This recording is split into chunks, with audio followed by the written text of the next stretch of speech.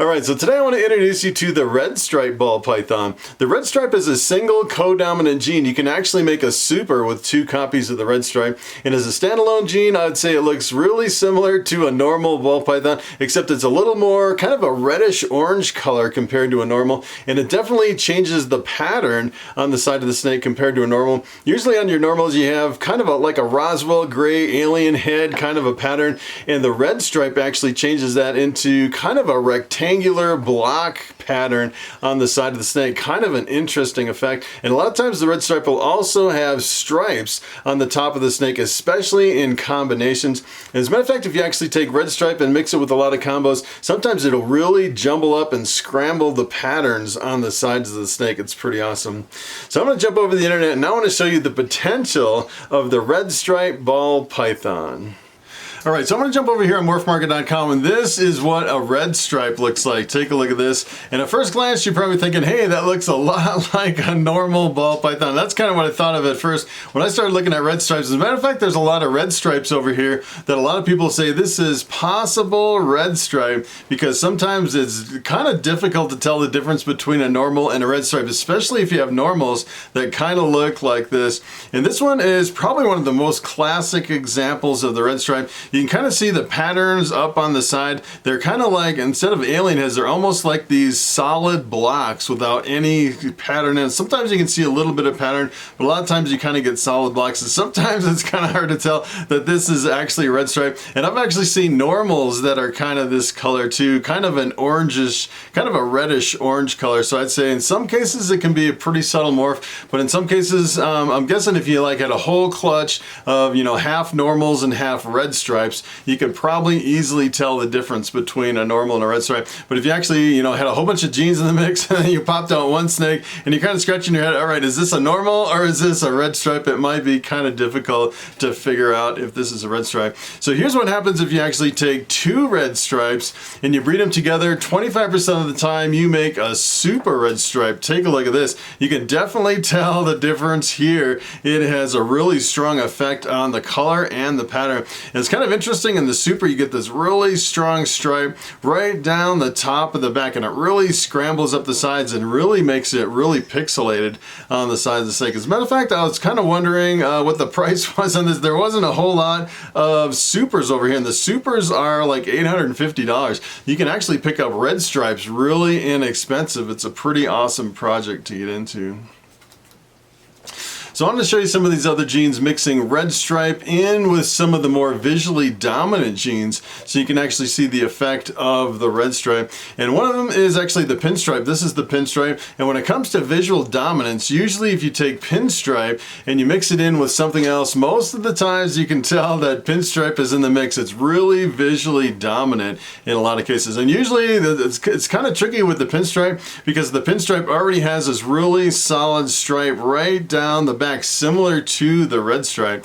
But here's what happens if you take the pinstripe and mix in the red stripe. Take a look at this. You get a snake that essentially looks like a pinstripe, but it really brings in a lot of the red color, which is kind of interesting how it really breaks through the pinstripe. And sometimes it's kind of difficult to actually break through the pinstripe. And it looks like it doesn't really change the pattern that much with the pinstripe. It's kind of an exception, but it really brings out a lot of this kind of like a dark, almost like a reddish orange color. You can especially see it right in the head. That is a pretty strong influence on the color of the head of the pinstripe.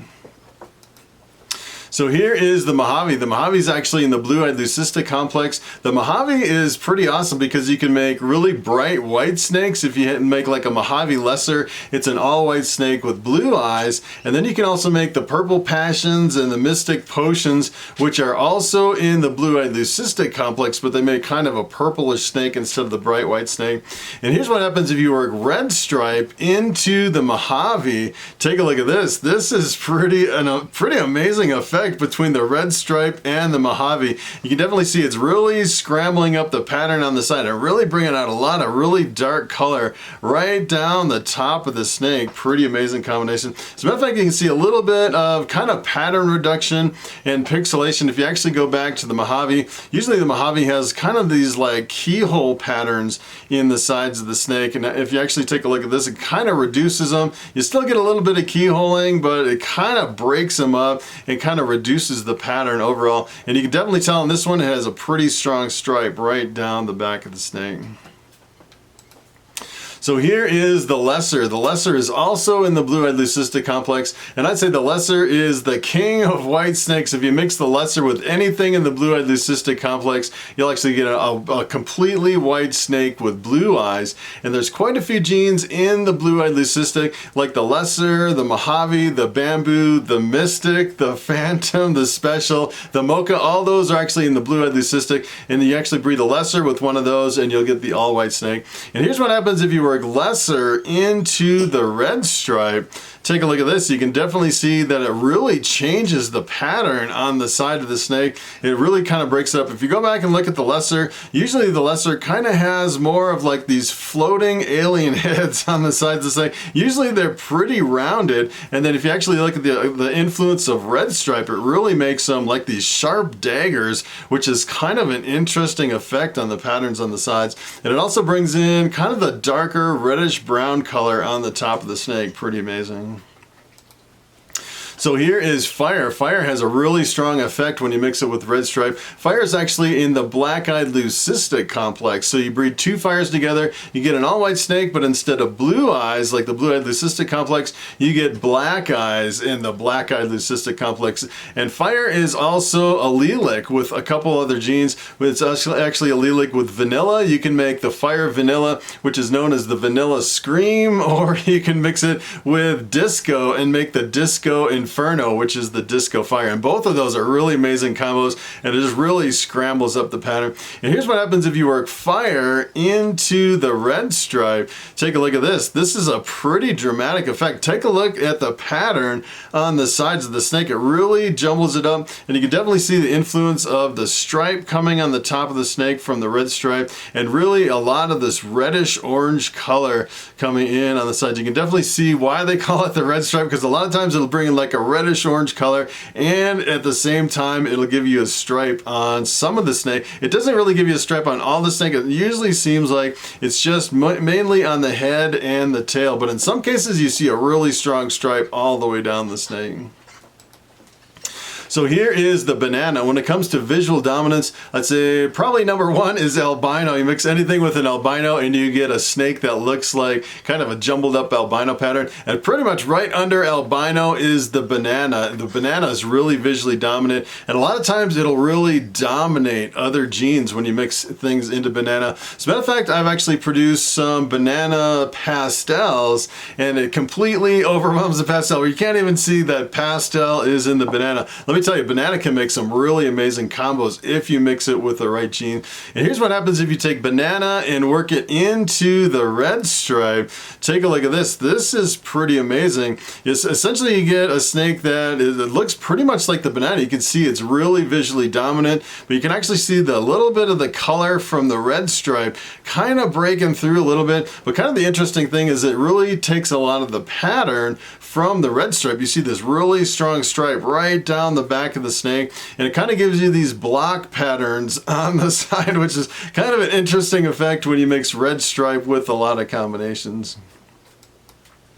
So here is the black pastel. The black pastel is actually a dark morph, and you mix it with the red stripe, and essentially it really darkens it. The black pastel is actually, if you mix it with cinnamon, you get a black pastel cinnamon, which is known as the 8-ball, which is a completely black patternless snake. Pretty awesome. As a matter of fact, if you actually take two black pastels and breed them together, you get a black snake that's completely patternless. It almost looks like a black worm. Kind of weird, kind of the weirdest, one of the coolest coolest snakes that you can make is the super black pastel. Looks like a completely black patternless snake. And here's what happens if you work black pastel into the red stripe. Take a look at this. This is kind of interesting. Essentially, it looks like almost exactly like a black pastel, but you can actually see it really kind of brings out a lot of red in the background. And kind of the cool thing about the black pastel is usually it brings out a lot of the coppery color from this, kind of the combination just from the black pastel. So you add the red stripe to it and it really brings out more of this reddish coppery color. Really pretty amazing.